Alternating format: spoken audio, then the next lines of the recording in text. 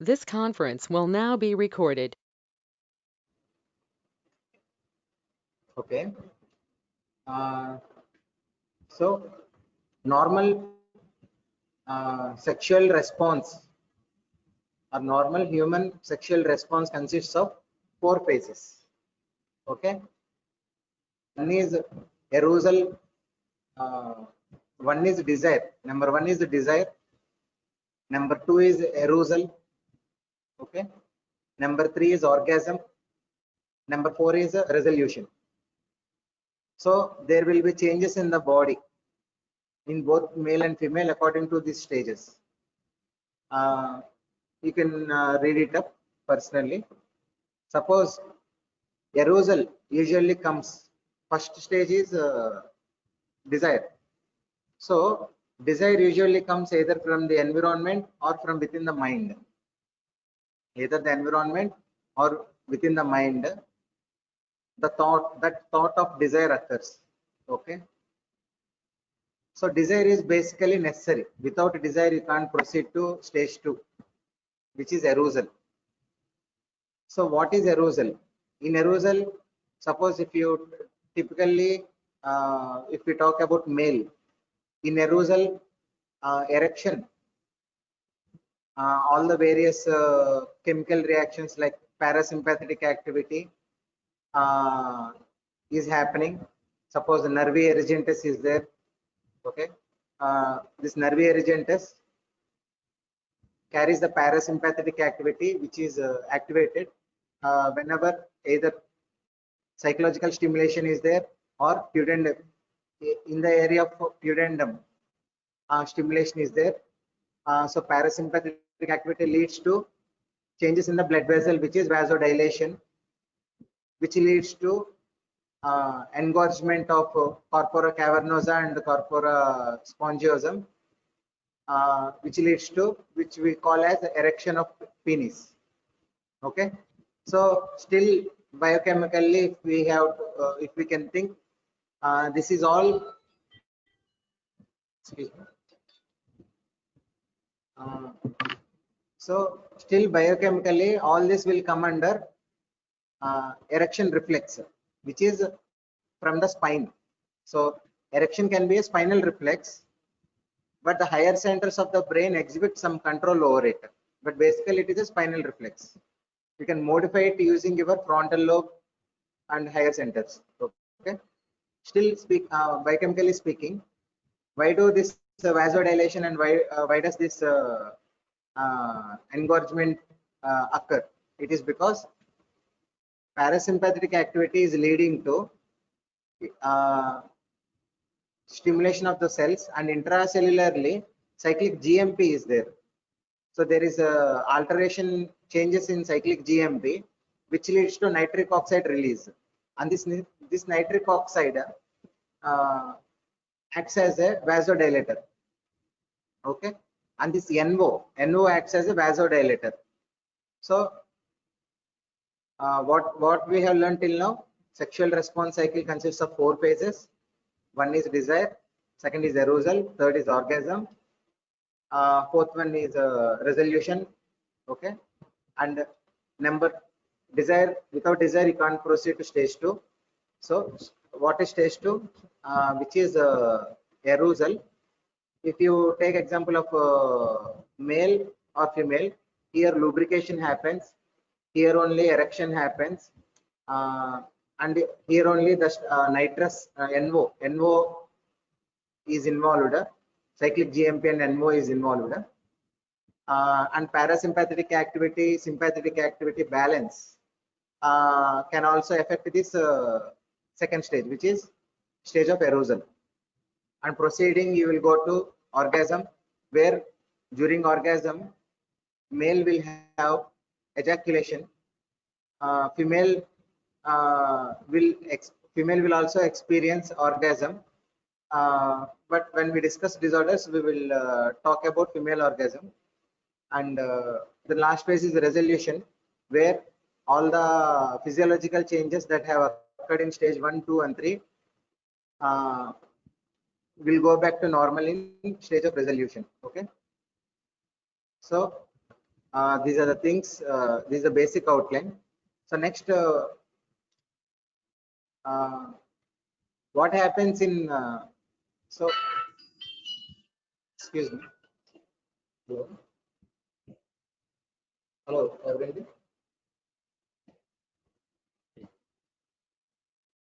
నేను ఒక గంట తర్వాత చేస్తాను, బిజీ ఉన్నాను. ఎక్కడ నేను, మీరు రండి, నేను 1 hour తర్వాత మాట్లాడతాను, క్లాస్లో ఉన్నాను, మీలో చేయొద్దండి.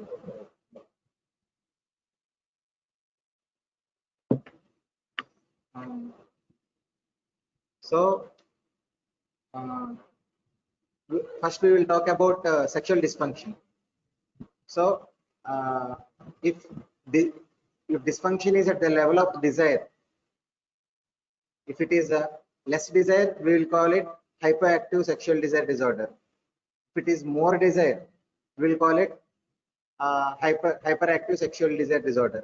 Okay, so usually when we are talking about all the dysfunctions, you can classify them again as two, either acquired type or they are there from the beginning, or they are acquired. Okay, so for example, desire sexual dysfunction can be classified into male hyperactive sexual desire disorder and female hyperactive sexual desire desire disorder. These two are most common. Suppose if the male is having hyperactive sexual desire disorder, it means there is lack of desire. The problem is in stage 1. And again, whether it is innate or acquired. If it is innate, how do we know? If suppose 18 years old boy or male is brought to the OPD, mother is complaining of or father is complaining of lack of desire. Okay, so we will take history. In entire his lifetime, he did not experience erection, or whatever he experienced, the nocturnal erections or masturbation and all are very, very, very minimal. So this is innate. But when it comes to acquired type, suppose a 30-year-old male or a 40-year-old male came, he used to have adequate erection and adequate desire before, but over the last 2 years, either due to alcohol or due to psychological reasons, because of quarrels with wife or due to other kinds of stress, he is not able to have that kind of desire. So the basically first step itself is not there, first stage, which is a desire. So then we call it as acquired hyperactive sexual desire disorder of male. Okay, here is a bit from AIMS May 2008. Excessive sexual desire in males is known as satyriasis. What is the opposite? So the same in females is known as, is your homework. So next we will talk about the same hyperactive sexual desire disorder. Suppose if it is innate, then what all we will evaluate? Then we have to think about gross deficiency at the level of pituitary. We have to order for hormonal panel, TS, like FSH, LH, other gonadotropins, testosterone levels. So if it is in, excuse me, hello. So if it is an innate disorder, like growth hormone and all other deficiencies will also be there. So the management basically comes to the level of just psychoeducation, because the gonads are not properly developed, and by the time of 18 years you can't do much. Okay, so you can try some mode of treatment with the testosterone and injections. Okay, especially if they are low, but overall prognosis will be poor. But if it is acquired type, we can help. Definitely help can be there. In the acquired type, especially for male, there is a thing called Madonna syndrome. What is Madonna syndrome? The husband will not get desire to participate in sexual activity with his wife. So wife is there, on seeing the wife, even if the wife is interested, husband will not have desire. He won't get that thought of engaging in sexual activity with the wife. But when he goes to prostitutes or any other female, he might have desire and he might participate in sexual activity. So this is called as Madonna syndrome. This is purely psychological.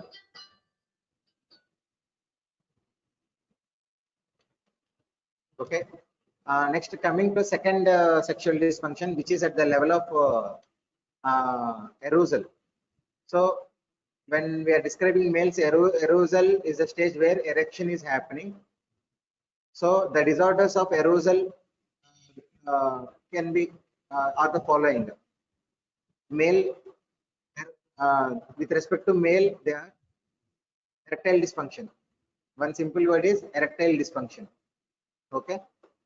Uh, so what is erectile dysfunction? Suppose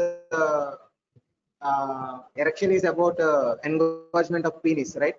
So if the rigidity of the penis is not as much as expected, if it is there are grades, mild, moderate and severe. Okay. So if it is not as much as expected, then we can call it as erectile dysfunction. So in simple words, wife will tell, um, my husband's penis is not getting as hard as it used to be. So it is less hard nowadays. So that is erectile dysfunction. Uh, so erectile dysfunction uh, management can be pharmacological, non-pharmacological. What is the drug that can be used for pharmacological management of erectile dysfunction? Sildenafil. Okay. How does sildenafil act? What is the mechanism of action of sildenafil? It is a PDE phospho okay, PDE5 inhibitor. What will happen? It acts both in the lungs and in the peripheral tissues also. So with respect to male reproductive organ, penis, in the corpora, in the blood vessels of corpora spongiosum and all, whenever this is inhibiting the PDE5, okay, what is happening is end result of NO, cyclic GMP change is happening and NO is increased. So it will lead to more vasodilation and more engorgement. But at the same time, it will cause dilation of blood vessels in the lungs also. Okay.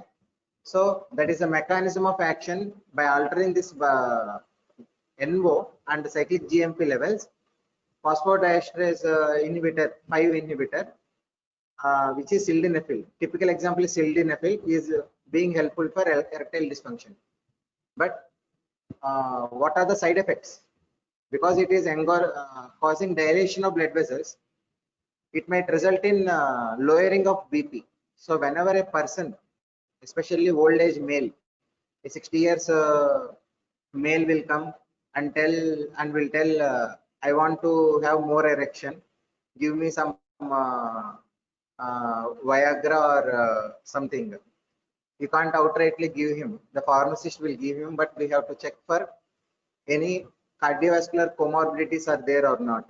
What is his BP? Is he normally hypertensive or hypotensive? Whether he is using any blood pressure lowering drugs like antihypertensives, whether he has any previous history of myocardial infarction or any other cardiovascular compromise is there. We have to look for these things because if he is already on beta blockers and we are again giving sildenafil and we ask him to take OD, but he will take BD or TID due to his over expectations. He might land in syncope. Okay, due to low drastic reduction of blood pressure, he might die also. So always check the BP and take comorbidities history before prescribing sildenafil. What are the other drugs like sildenafil? Other one drug is tadalafil. TADALAFIL, tadalafil. Like what is the difference between sildenafil and tadalafil? One major difference is half-life. Suppose sildenafil, if you are taking, it will act like suppose 8 to 12 hours or 5 to 6 hours is the time in which it acts effectively, because its levels stay constant during the time in our blood. But tadalafil is nicknamed as a weekend pill. Tadalafil is nicknamed as a weekend pill. So its mechanism of action, its half-life can be as long as 20 to 30 hours. So suppose if there is a couple who don't want sexual activity daily, but wants to enjoy the sexual activity on weekends, but don't want to take pill every time. Suppose over the weekends they might want to have sexual activity 3 times or 4 times. So instead of taking sildenafil each time before each activity, they can take tadalafil one pill, which will help for the next 20-30 hours. So long half-life and weekend pill, these are the characteristics of tadalafil. Okay, sildenafil comes in doses of 50 mg and 100 mg. Tadalafil comes in doses of 5 mg, 10 mg, 15 mg and 20 mg. So non-pharmacological management of erectile dysfunction. So we can ask the patient and couple to resolve their psychological issues. Okay, lifestyle modification. If suppose if there is alcohol and smoking involved, which obviously will cause a difficulty with vasodilation, because they will be blocking the blood vessels. So lifestyle modification will be helpful, exercise and a reduction of stress and all. So when coming to third problem, which is problems with the orgasm. So if there is a lack of orgasm, it is anorgasmia. If it is there is a delay in orgasm, it is a delayed orgasm. Okay. If it is early orgasm, okay, early orgasm we see only in case of males usually. So it is what the other common name for it is premature ejaculation. So among orgasmic disorders, male orgasmic disorders and female orgasmic disorders, so delayed orgasm or lack of orgasm, anorgasmia and delayed orgasm are most common in females. The most common orgasmic disorder in male is premature ejaculation. How do you classify how much is premature? So what is the time limit? If once the penis is inserted into the vagina for sexual activity, within 1 minute, if less than 1 minute, less than 60 seconds, the person is ejaculating, the person is reaching orgasm, then we can call it premature ejaculation. In it also, again, we can classify it as a mild, moderate, severe. If it is less than 15 seconds, less than 20 seconds, it is a severe premature ejaculation. Okay. This is also most commonly seen problem. And most of the couples who come for marital therapy, almost 50% of the times there will be some sort of problem either with erectile dysfunction or with premature ejaculation, and the other 50% is with their mismatching personalities. Okay, so speech technique is used for here. Premature ejaculation is the answer. So can we treat premature ejaculation pharmacologically? There are no magic drugs for treating premature ejaculation. Okay, but suppose psychiatric drugs like paroxetine, the side effect of paroxetine is a delayed orgasm. Rarely side effect of paroxetine is a delayed orgasm. We can use that side effect in low doses. 12.5 mg of paroxetine we can prescribe for a patient with premature ejaculation. Okay. Usually, most of the times, both erectile dysfunction and premature ejaculation will be seen in same patient most of the times. So most accurate treatment of erectile dysfunction is, among the following, the accurate treatment is sildenafil. So with respect to females, with respect to females, anorgasmia and delayed orgasm are more common. Why? So suppose if you take evolutionary basis of sex, survival of the fittest or natural selection concept says that those qualities or those traits or behaviors, either anatomically or psychologically, are still existing in humans only because they offer survival advantage, right? So if what survival advantage does anorgasmia or delayed orgasm provide? Why they are still existing among human population according to evolution? Because see, suppose anorgasmia don't have any survival what advantage, but this one factor won't alone decide evolution. Suppose a boy is there, okay, uh, a male wants to marry a girl, a female. Two females are there. One female is having a normal orgasm, and another female is having anorgasmia or a delayed orgasm. But the one female with anorgasmia delayed organism is the daughter of a multimillionaire. Is the daughter of multimillionaire, big shot. So this man will marry whom? Whom will he marry? Obviously, most of the boys will marry that multimillionaire's daughter, even though she had anorgasmia. So how, even though they don't offer, some traits are there in human population, even if they are not offering any survival advantage, they will still exist because of not just physical reasons or psychological reasons, but because there are a lot of social reasons. Underline this point, there are a lot of social reasons or social factors at play. Okay. Okay.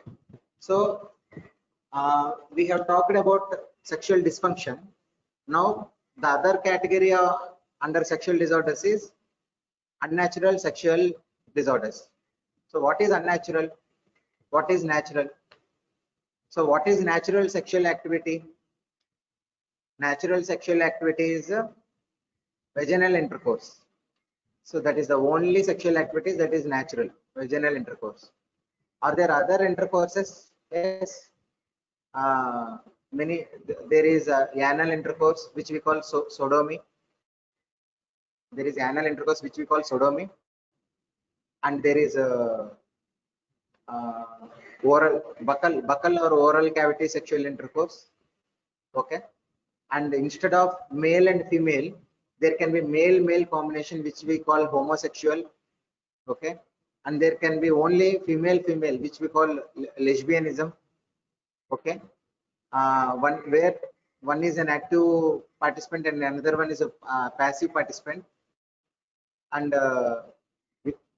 there is a solo sexual activity which is called masturbation or onanism, which is a solo activity. And apart from these, where there are other activities which are called paraphilias, which is gross deviation in terms of how gratification is attained. Suppose there is voyeurism, there is a frotteurism, there is a transvestism, there is a bestiality, there is a sadism and masochism. And in all these paraphilias, the common theme is the mode of the stimulus for gratification is grossly different from the normal population. Okay. So again, I am telling sexual disorders can be classified into A, sexual dysfunction, B, paraphilias, C, unnatural sexual disorders. Okay. So here is an example. 20 years old girl Neelu enjoys wearing male clothes, which gives her feeling of more confidence. And after these episodes, she is an absolutely normal girl. The likely diagnosis is.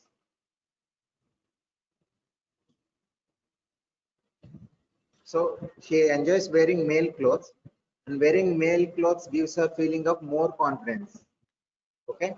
And after these episodes, she is an absolutely normal girl. So which is, see here, whether confidence is different, but whether she is attaining any gratification by wearing male clothes?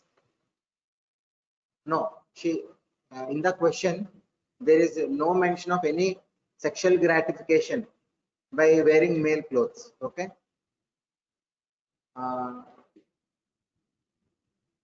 So this won't come under transvestism. This won't come under transvestism. Okay. And this is not transsexualism. This is just can be called as fetishism. Okay. Next, a homosexual person feels that he is imposed by a female body and persistent discomfort with his sex. Diagnosis is A. Gender identity disorder. So here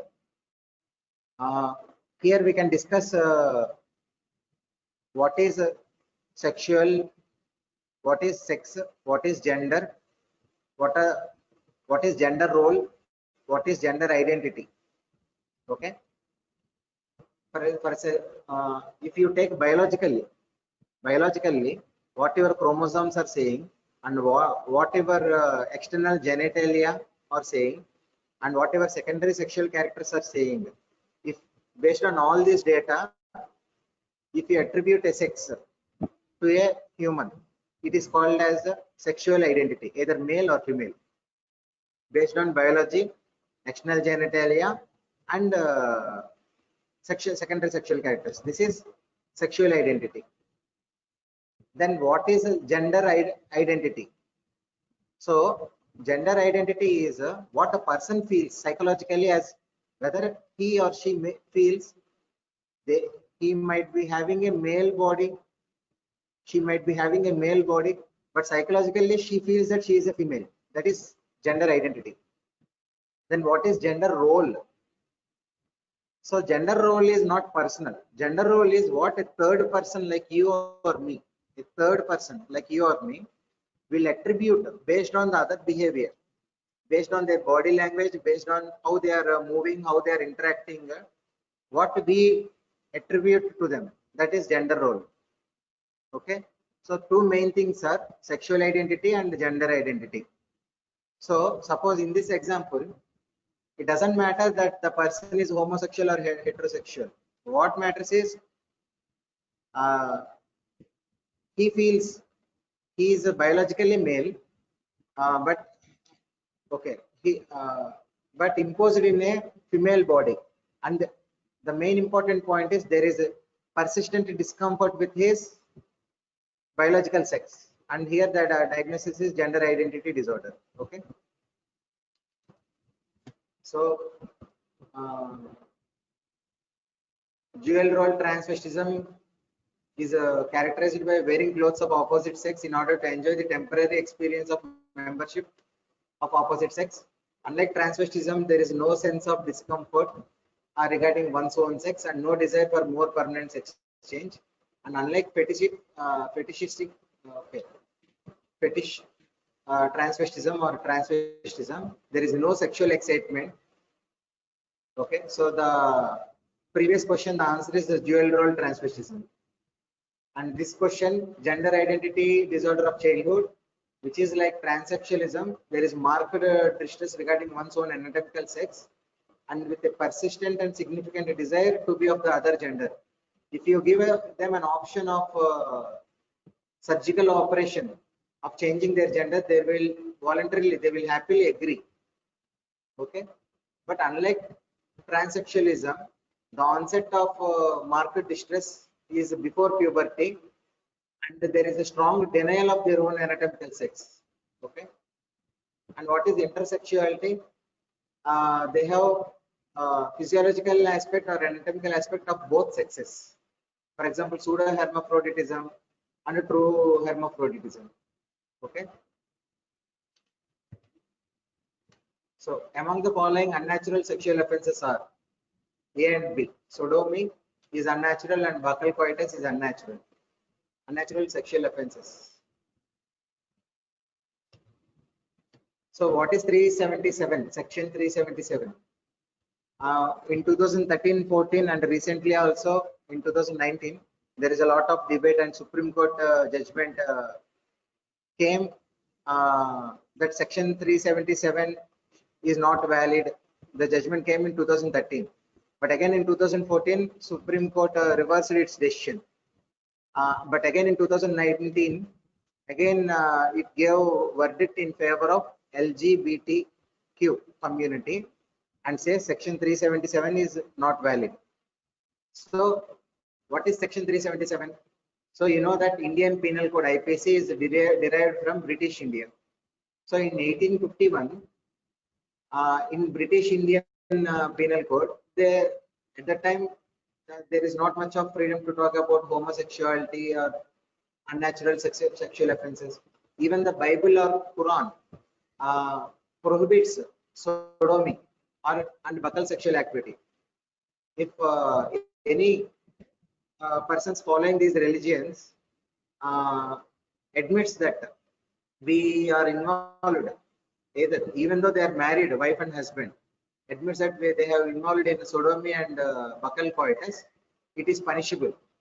So in 1851, you can imagine in British India, when they made section 377, at that time, according to religion, because religion influenced law, religion influenced legal laws a lot more during that time than it is influencing now. So sodomy and this buccal coital activity are considered under unnatural sexual activities, just like homosexuality. Homosexuality is also a crime according to section 377. Sodomy is a crime according to section 377, but no more. Recently, Supreme Court last year reversed that decision. So section 377, unnatural sexual offences cannot be are not considered punishable. Okay. So it deals with D, unnatural sexual offence in the act. Pedophile is having anal intercourse with children. So the child is called those who is committing the crime is called pedophile. The victim child is called catamite, CATAMIT, catamite. Bestiality is having intercourse with an animal. So an accused in case of sodomy is brought for medical examination. On detailed questioning, he reveals that he is an active agent and is a regular participant. So here active agent means, suppose in terms of homosexuality or lesbianism, one person will be active, the another person will be passive. Okay. So here the accused is active agent and is a regular participant. Which of the following will not be seen during examination of the accused? Fecal smell, tear of frenulum will not be seen. Fecal smell will be seen because he is inserting his penis into someone's anus. Fecal smell will be seen, and there might be a tear of frenulum, and there might, if that habit is a chronic, like if he is a habitual persistently homosexual person, there will be changes in the urethra also. So there might be relative constriction of shaft of penis, but presence of smegma might not be there. So the answer is A. So the unnatural sexual offences list are sodomy, buccal coitus, tribadism, also known as lesbianism, and bestiality. Okay. Sodomy, two types: homosexual and heterosexual.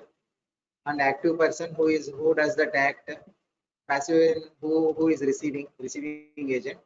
So if passive agent is elder or elderly, gerontophilia. If it is a child, it is a pederasty, or it is called pederasty. And the passive agent is ketamine, and the active agent is pedophile.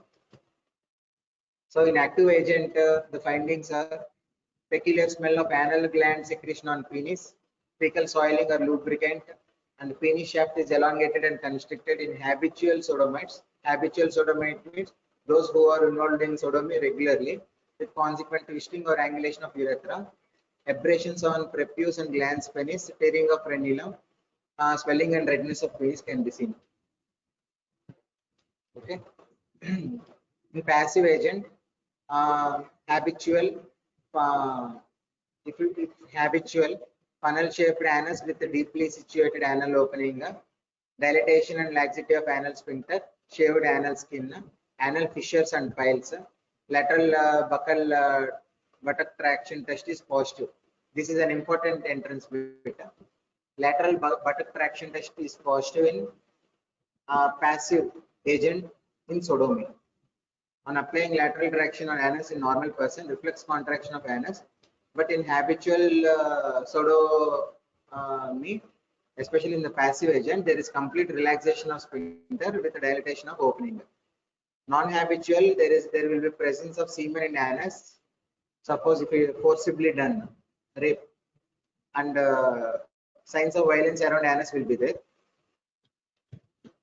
So bestiality, tribalism, the active partner is called dyke or butch, and the passive agent is femme.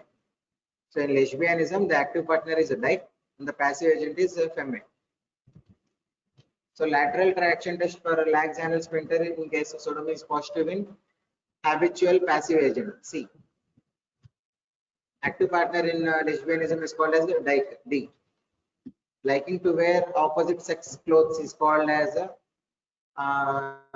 it can be dual role transvestism, or here that option is not there. So here it is C, transvestism. Eonism is A. Desire to identify with opposite sex is called eonism. Okay, A. Answer is A. Voyeurism is also known as scotophilia. Voyeurism is also known as A. Scotophilia. Onanism is the other name for masturbation. Priapism is the other name for painful persistent erection, which can be seen as a side effect of various drugs. Example, buprenorphine and paroxetine, which is a SSRI, selective serotonin reuptake inhibitor. And okay, protourism is sexual gratification by rubbing the private parts. B. Paraphilias are all except protourism is paraphilia. So bisexuality is not paraphilia. A is not paraphilia. Okay. So paraphilias include A. Unnatural sexual offences like sodomy, lesbianism, homosexuality, bestiality, buccal coitus, and B. Sexual perversions like sadism, masochism, transvestism, protourism, and all other sexual perversions. Bisexuality means hermaphrodite, an individual with both ovary and testis and external genitals of both sex is called bisexual. Okay, thank you. Small class. What all needed regarding sexual disorders? Only those areas are touched. So if you have any questions, pose it to the CR, and we will discuss again in the next class. Until then, cheer. Thank you.